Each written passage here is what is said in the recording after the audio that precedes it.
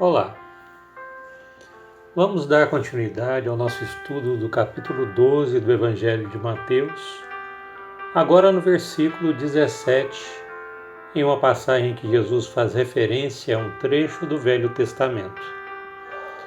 Uma passagem que começou em um embate de Jesus com os fariseus em uma lavoura de trigo, possivelmente quando os discípulos com fome pegam algumas espigas dessa lavoura.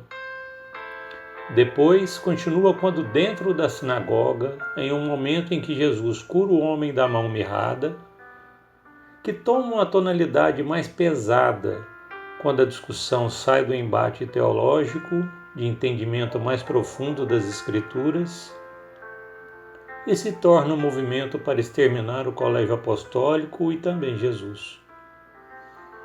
Jesus, percebendo o baixo teor vibratório, faz um movimento de retirada daquele local, que além de ser um convite de retirada física, traz também, implicitamente, um convite de movimentação psíquica, que mesmo que fosse ali maculado o corpo, tal movimentação não permitiria macular o sentimento de fidelidade a Deus. Então, o que viemos percebendo é o esforço de Jesus para manter um vínculo, especialmente com um novo grupo de convertidos, passando diretrizes de como o cristão deve se comportar em ambiente de animosidade, em silêncio e oração. Usar a palavra somente em ambiente propício quando se permite a semeadura do Evangelho. O que temos feito ao longo de 2000 anos de cristianismo é inverter esses valores, ou seja, quando o ambiente é favorável à semeadura do Evangelho, nos mantemos distraídos.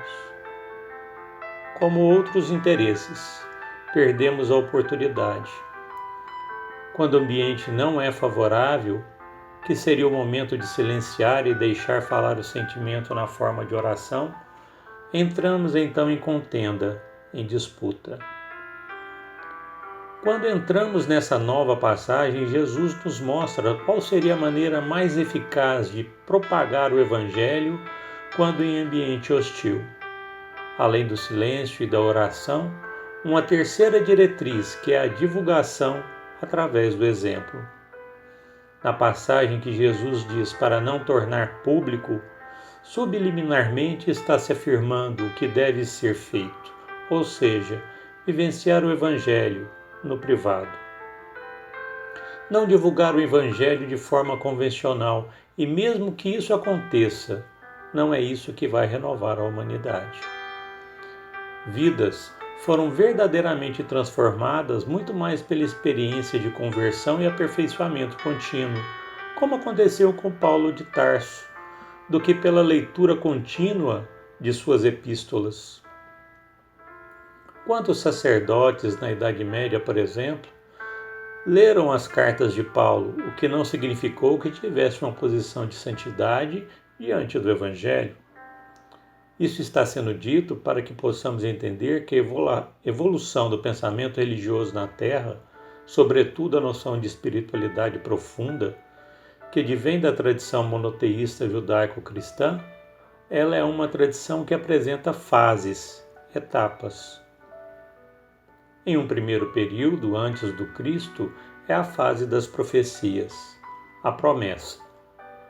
Depois, o anúncio do cumprimento da promessa, o verbo eloquente do Pentecostes, o verbo vulcânico de Paulo de Tarso.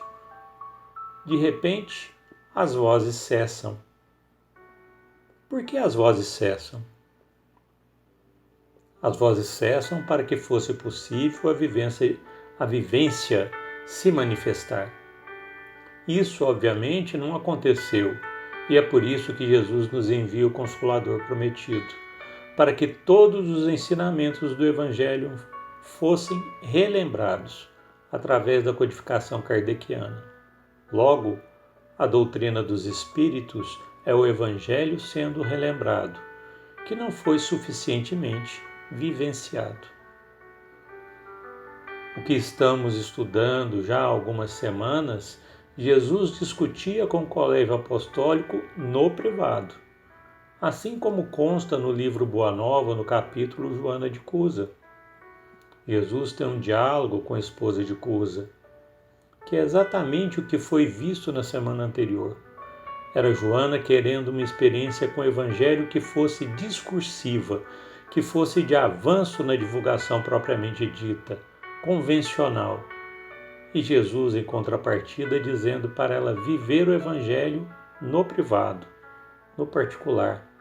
Depois, se fosse necessário, se sobrar tempo, vai para a divulgação da palavra.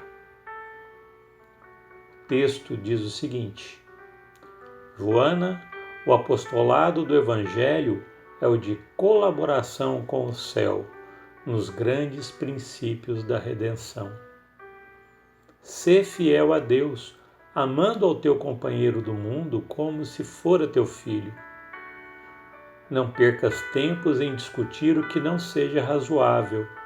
Deus não trava contendas com as suas criaturas e trabalha em silêncio por toda a criação. Vai, esforça-te também no silêncio, e quando convocada ao esclarecimento, fala o verbo doce ou enérgico da salvação, segundo as circunstâncias. Volta ao lar e ama o teu companheiro como o material divino que o céu colocou em tuas mãos, para que talhes uma obra de vida, sabedoria e amor. Isto é religião. A reconexão com Deus, não importa onde. Mais à frente diz o seguinte: procurou Joana esquecer todas as características inferiores do companheiro para observar somente o que possuía ele de bom, desenvolvendo nas menores oportunidades o embrião vacilante de suas virtudes eternas. Mais tarde, o céu lhe enviou um filhinho, que veio duplicar os seus trabalhos. Ela, porém, sem olvidar as recomendações de fidelidade que Jesus lhe havia feito, transformava suas dores num hino de triunfo silencioso em cada dia.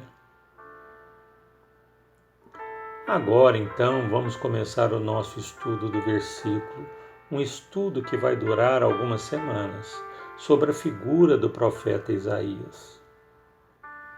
O que o versículo 17 do capítulo 12 nos traz é: para que se cumprisse e que fora dito pelo profeta Isaías, que diz.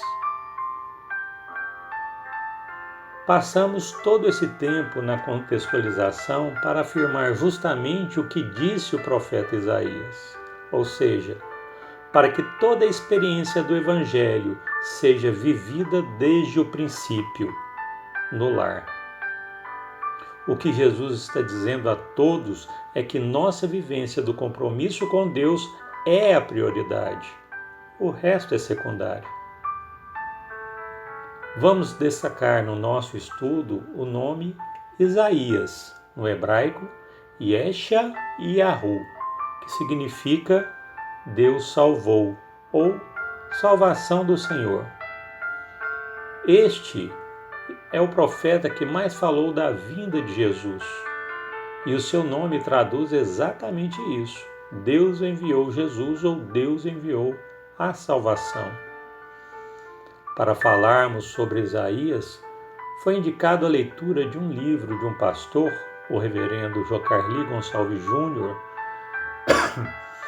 na parte introdutória do livro, o estudo conciso do livro de Isaías, que diz o seguinte: o livro de Isaías pode ser chamado de uma Bíblia em miniatura.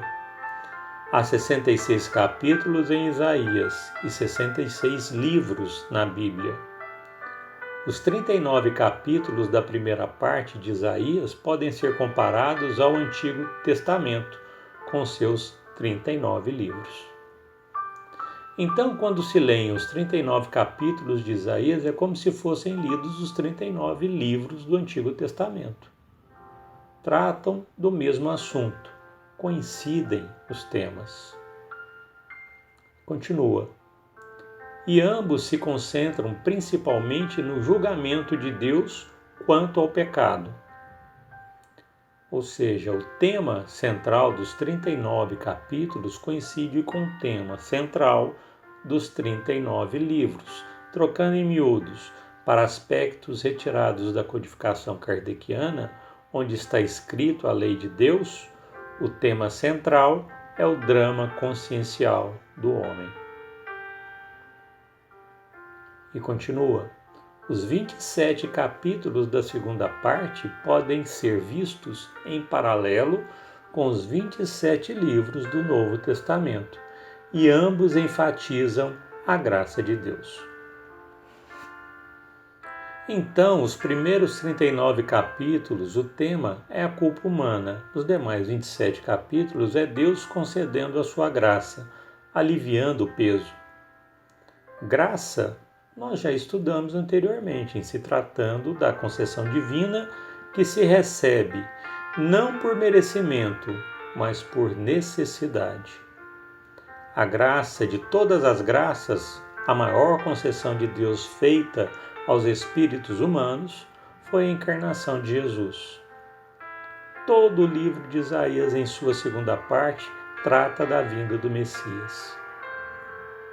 A segunda indicação de leitura é de um pastor da Igreja Metodista norte-americana, que é John Oswalt, que publicou o livro Comentários do Antigo Testamento, Isaías volume 1, que queremos citar um trecho que diz: um dos aspectos singulares do livro de Isaías e o que tem conduzido à teoria da autoria múltipla é seu enfoque em 3 diferentes cenários históricos sucessivos.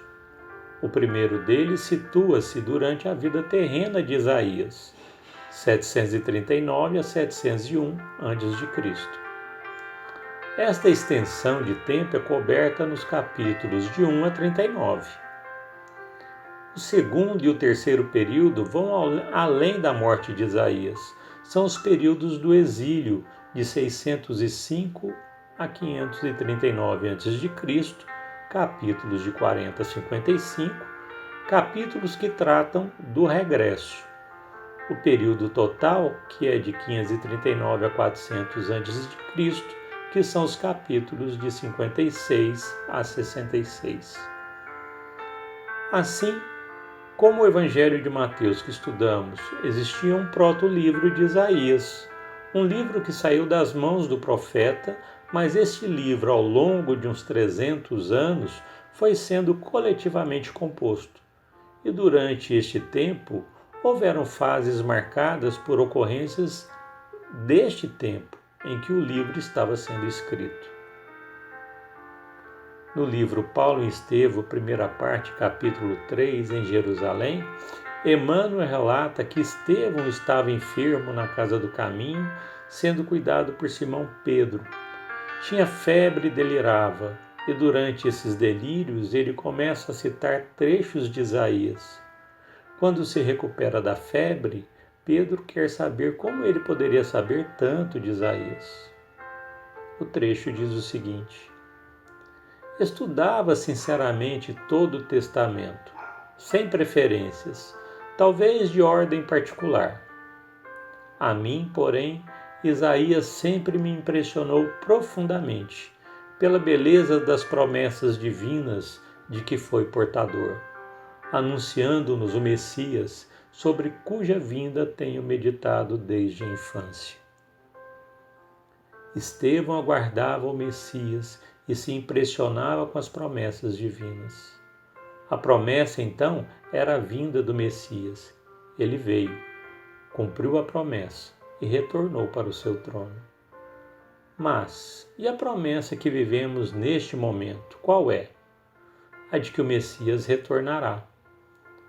O que temos de pensar é como acontecerá essa volta. Não se está falando da volta física, mas a volta, o resgate do Evangelho por aqueles que se emocionam com os exemplos do Cristo. Uma sugestão de leitura seria Mateus capítulo 25, versículos de 31 a 46. Essa pequena parte do diálogo de Estevão com Pedro nos indica inclusive os capítulos que devemos estudar de Isaías, do capítulo 40 ao 66.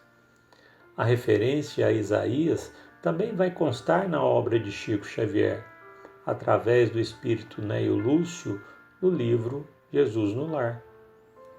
O livro trata do culto no lar, especificamente os cultos na casa de Pedro, onde se estudava o Velho Testamento, sobretudo Isaías. O grupo que assessora o miudinho descobriu que dos 50 capítulos do livro, 3 foram comentários de Jesus sobre o livro de Isaías, os quais veremos na sequência. Livro Jesus no Lar, capítulo 16, intitulado Auxílio Mútuo. No começo diz o seguinte: diante dos companheiros, André leu o expressivo trecho de Isaías e falou, comovido, quanto às necessidades da salvação. Como o trecho está falando de salvação, que também pode ser entendido como libertação, certamente se referia à segunda parte do livro de Isaías. O texto está anexado ao nosso estudo, mas vamos destacar como é o fechamento. Depois, os interessados podem ler o referido capítulo. A parte do fechamento que citaremos é a seguinte: as mais eloquentes e exatas testemunhas de um homem perante o Pai Supremo são as suas próprias obras. Imaginemos um prisioneiro em um tribunal. Para ser libertado, ele necessita de testemunhas. Jesus está dizendo que as nossas testemunhas em um julgamento consciencial são as nossas obras, aquilo que nós realizamos de bom. Nos versículos anteriores, Jesus nos diz onde, colocando que, a princípio, deve ser feito no lar, em família, onde a palavra destes diz exatamente o que e quem você realmente é. No capítulo 26 do mesmo livro, intitulado O Valor do Serviço, no seu início, o texto diz o seguinte: Filipe, velho pescador de Cafarnaum, enlevado com as explanações de Jesus sobre o texto de Isaías, passou a comentar a diferença entre os justos e injustos, de maneira a destacar o valor da santidade na terra. Santidade em hebraico, kodesh, que pode significar santo, mas também pode significar separado, aquele que se diferencia dos demais. Para finalizar o capítulo 50, em oração, a leitura de comovente páginas de Isaías foi levada a efeito por Mateus, com visível emotividade. Entretanto, nessa noite de despedidas, ninguém formulou qualquer indagação. O livro de Isaías é citado várias vezes no Evangelho de Mateus. Em se falando de despedidas e que ninguém fizesse qualquer indagação, provavelmente a leitura de Isaías é a que fala do cordeiro imolado, sacrificado, já antevendo o sacrifício do Cristo. Continua, mas ao final. Quase todos os presentes, inclusive o próprio Mestre, mostravam lágrimas nos olhos, e no alto a lua radiosa, em plenilúnio divino, fazendo incidir seus raios sobre a modesta vivenda de Simão, parecia clamar sem palavras que muitos homens poderiam viver esquecidos do Supremo Senhor. Entretanto, o Pai, de infinita bondade e perfeita justiça, amoroso e reto, continuaria velando. Neio Lúcio teve o cuidado de dizer que a lua cheia estava fazendo incendir os seus raios sobre a modesta vivenda de Simão. como uma figura de imagem, indicando onde o Evangelho deveria ser vivido em plenitude, primordialmente no lar. Como a dizer, os homens podem se esquecer de Deus, mas Deus nunca se esquecerá dos homens.